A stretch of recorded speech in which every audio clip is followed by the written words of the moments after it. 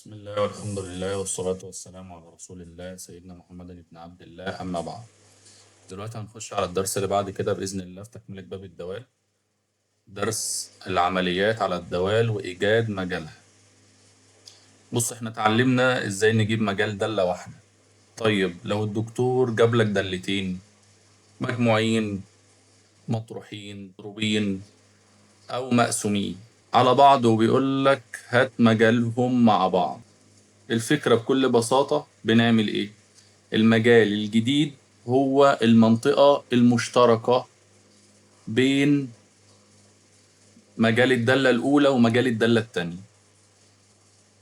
طيب ولو هما مقسومين بنجيب التقاطع وكمان نستبعد الأرقام اللي بتخلي المقام بصفر. طيب خلينا نفهم أكتر بشكل أبسط. هنتخيل إنك بتعمل تصريح دخول لنادي، ماشي؟ أنت دلوقتي رايح نادي وعلى باب النادي ده في 2 حراس كده، هنعتبر ده حارس وده حارس، دي دالة ودي دالة. الحارس الأول اللي هو اف ما بيدخلش غير الناس اللي لابسين قمصان، هو عايز ناس لابسين قمصان. والحارس التاني اللي هو جي ما بيدخلش غير الناس اللي فوق 18 سنة. يبقى انت عندك على باب النادي حارسين، واحد اف واحد جي. الاف ما بيدخلش غير اللي لابسين قمصان، والجي ما بيدخلش غير اللي هم عندهم 18 سنة. طيب عشان احنا ندخل النادي لازم نرضي الحارسين الاتنين مع بعض.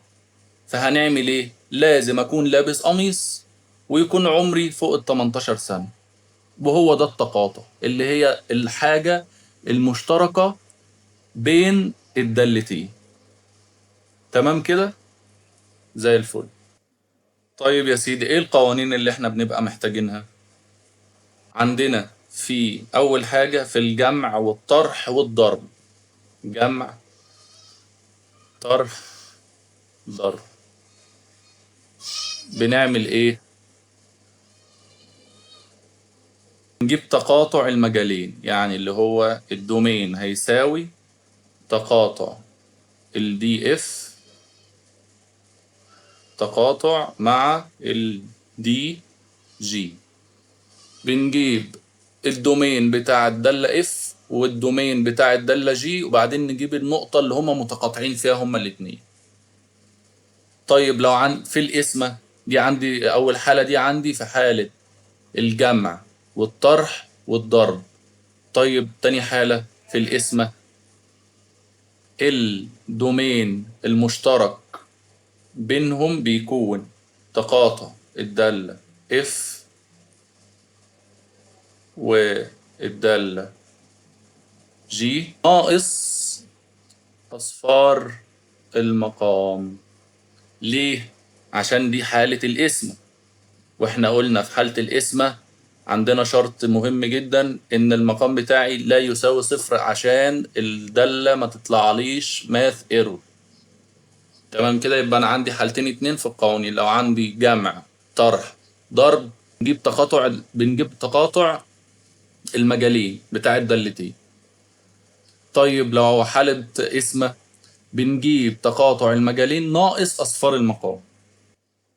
طيب ايه هي خطوات الحل اللي احنا هنمشي عليها؟ بص يا سيدي، اول حاجة هنمسك الدالة الاولى اللي هي الاف اكس. نعمل ايه؟ هنجيب مجالها لوحدها، نجيب الدي اف بتاعها لوحدها. تاني خطوة هنجيب الدالة التانية اللي هي الجي اكس وهنجيب المجال بتاعها لوحدها. طيب بعدين هنعمل ايه؟ هنرسم خط الأعداد، وبعد ما نرسم خط الأعداد هنحط عليه المجالين، بس حاول تميزهم مثلا بألوان مختلفة، يعني واحد قلم أزرق واحد قلم أسمر قلم رصاص، عشان بس عينك تعرف تميز النقطة. هتلاقي في نقطة عندك طلعت هنا ونقطة عندك طلعت هنا، وهتلاقي مثلا هنعتبر ان الحتة دي هي النقطة المشتركة بين مجال الدالتين. هنفهم دلوقتي مع المثال بإذن الله. فبالنسبة لي هي النقطة دي والنقطة دي هما المجال المشترك بتاعي للدالتين. هو ده الحل بتاعنا. دي في حالة الضرب أو الجمع أو الاسم. طيب عفوا، في حالة الجمع أو الضرب أو الطرح. طيب في حالة القسمة، شوف ايه الرقم اللي بيصفر المقام واطرده كمان، هو كمان من فترة التقاطع. ناخد اللي بنزوده بس في حالة القسمة، ان احنا بعد ما نجيب التقاطع اللي هما النقطتين دول، بنشوف في الدالة بتاعتنا ايه اللي ممكن يخلي المقام بتاعنا بصفر بيساوي صفر، وهنشيله هو كمان من المعادلة بتاعتنا، هنحطه من ضمن الدومين. طيب خلينا ناخد مثال عشان نفهم اكتر. بيقول لك ايه: find the domain of h x بتساوي جذر x ناقص 2 زائد جذر 5 ناقص x. بيقول لك عايز الدومين. الدالة دي ايه؟ عندي هنا جمع. طيب احنا قلنا اول حاجة بنعمل ايه؟ بنجيب مجال الدالة الاولى. تاني حاجة بنجيب مجال الدالة التانية. بعدين هنرسم خط الاعداد ونشوف النقطة اللي هما بيتقاطعوا فيها. طيب خلينا نمشي الخطوات بتاعتنا. هناخد الحد الاول لوحده اللي هو x ناقص 2، ده تحت الجذر، واحنا قلنا اللي تحت الجذر بيكون ايه؟ اكبر من او يساوي الزيرو. يبقى 1 ناقص 2 اكبر من او يساوي الزيرو. طيب هنودي الاتنين الناحية التانية، يبقى x اكبر من او تساوي الاتنين بالموجب. يبقى انا عندي هنا الدومين بتاع الحد ده هيكون من 2 لما لا نهاية.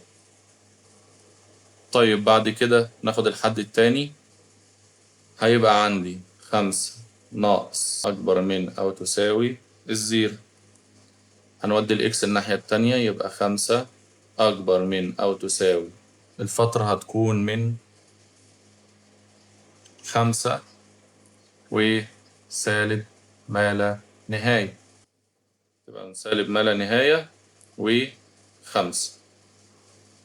طيب خلينا دلوقتي دي بعد ما قسمنا المسألة لحتتين، جبنا الدومين بتاع كل واحدة فيهم لوحدها. طيب خلينا دلوقتي نرسم خط الأعداد بتاعنا.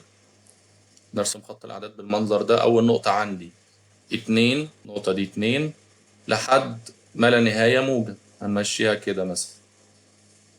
دي بتاع هنقول دي مثلا ال اف اكس. النقطة التانية هنا هنقول موجب ما لا نهاية، هنا سالب ما لا نهاية. أول نقطة حطيناها 2 وموجب ما لا نهاية. طيب الدومين التاني 5 وسالب ما لا نهاية. نظر كده، وبعد ما حددنا لقينا الدالتين مجالهم بيتقاطعوا بين النقطتين دول، هما بيتقاطعوا هنا، لأن خدنا من 2 لموجب ما لا نهاية وخدنا من 5 لسالب ما لا نهاية. يبقى احنا النقطة المجال المشترك بينهم هما الاتنين هيبقى بين 2 و5. إذا الدومين هيساوي الفترة من 2 و5. احنا كتبناها بالمنظر دي عشان احنا واخدين الأرقام اللي بين الاتنين والخمسة كمان، يعني الاتنين والخمسة داخلين معانا في الحل والأرقام اللي بينهم. وبس كده بكل بساطة، ادي المسألة بتاعتنا ودي الدرس بتاعنا. طيب دلوقتي خلينا ندخل على الدالة الأحادية one to one function. نتخيل إن الدالة دي بصمة صباع. تمام. الدالة الأحادية معناها إن مستحيل رقمين مختلفين input نفس الناتج output، كل رقم ليه بصمته الخاصة. طيب لو لقينا رقمين مختلفين طلعوا نفس الناتج، زي الدالة الزوجية تربيع. ليه قلنا اكس تربيع؟ لان انا لو عوضت هنا برقم موجب هيطلع لي نفس الرقم. طيب لو عوضت برقم سالب هيطلع لي موجب. يبقى الدالة دي ليست أحادية، لأن احنا قلنا إيه؟ لازم الإنبوت أو نفس الأوتبوت. طيب خلينا ندخل على الرول بتاع الدرس. عشان نثبت ده رياضيا إن الإنبوت لازم يساوي الاوتبوت. هنفترض ان عندي اف A بتساوي اف B. نثبت ايه؟ هنثبت ان ال A بتساوي ال B. طيب خلينا نخش على مثال. بيقول لك prove that fx بتساوي 2x زائد 3. بيقول لك prove that fx بتساوي 2x زائد 3 is a one to one function. أول حاجة هنعملها إيه؟ هنفترض إن المخرجات متساوية، اللي هي إيه؟ هنفترض الافتراض اللي إحنا لسه قايلين اللي هو f a يساوي f b. طيب بنعمل ايه بالافتراض ده؟ بناخد ال A دي نحطها مكان ال X اللي موجودة عندنا في الدالة. بناخد ال A نحطها في مكان ال X وال B نحطها مكان ال X. بنبدل بس، بنستبدل بس. طيب هتبقى ايه؟ يبقى 2 A زائد 3 هتساوي 2 B زائد 3. دي كده أول خطوة بس بكل بساطة. طيب بعد كده بنعمل ايه؟ صلاة المغرب. بعد كده بنعمل ايه؟ بنبسط المسألة. يعني الشكل اللي قدامنا ده بنبدأ نبسطه. عشان نبسط الشكل اللي قدامنا ده هنطرح التلاتة من الطرفين وبعدين هنقسم على 2. بعد ما نطرح التلاتة من الطرفين هيديني 2A بتساوي 2B. عشان نبسط الشكل أكتر، احنا في الآخر يا جماعة عايزين نوصل إن ال A بتساوي ال B. عايزين نخلي الطرفين A و B. هنا 2A بتساوي 2B هنقسم على الاتنين، إذا ال A هتساوي ال B. نرجع نقول له إذا F A بتساوي F B اللي هو A بتساوي ال B. إذا the function is one to one. وده المطلوب إثباته. بكل بساطة أدي الدرس بسيط جدا وسهل ولذيذ يعني بإذن الله. ناخد دالة كمان سريعة اللي هي إيه؟ الدالة العكسية. الدالة العكسية دي عملية الرجوع في الزمن. والدالة الأصلية هي الخلاط وحولت الفراولة لعصير. الدالة العكسية هي الجهاز اللي هياخد العصير يرجعه تاني فراولة. هي باينة من اسمها دالة عكسية بتعكس الدالة. احنا في أول درس خالص لو فاكروا افترضنا إن الدالة دي عبارة عن خلاط في فواكه، وبعدين ضرب اللي هي المجال، وبعدين ضربنا العصير طلع لنا العصير ده اللي هو المدى. الدالة العكسية بتعمل ايه؟ بترجع لي، بتعمل ريفيرس تاني للعمليات دي وبترجعها لي عصير، بترجعها لي فاكهة وعصير بترجعها لي فاكهة تاني من الأول. واحنا بنعمل ايه في الرياضة؟ واحنا بنعمل ده ازاي في الرياضة؟ اننا نبدل الادوار بين الاكس والواي. بيرمز للدالة العكسية ب اف -1 اكس. ده الرمز بتاع الدالة العكسية. طيب الرول بتاع الدالة دي بتقول ايه؟ هنبدل ال fx بواي. يعني ال fx هنحطها بواي، وهنبدل كل x مع الواي والعكس. يعني كل x موجودة في المسألة هنحط مكانها y، وكل y موجودة في المسألة هنحط مكانها x. طيب فهمنا أكتر الطلاسم اللي أنت بتقولها دي. بص يا سيدي بيقول لك إيه؟ find the inverse function of fx يساوي جذر 9 ناقص x for أصغر من ويساوي 9. احنا قلنا اول حاجة هنعملها ايه؟ ان احنا بنعمل ريبليس او استبدال للاف اكس بواي.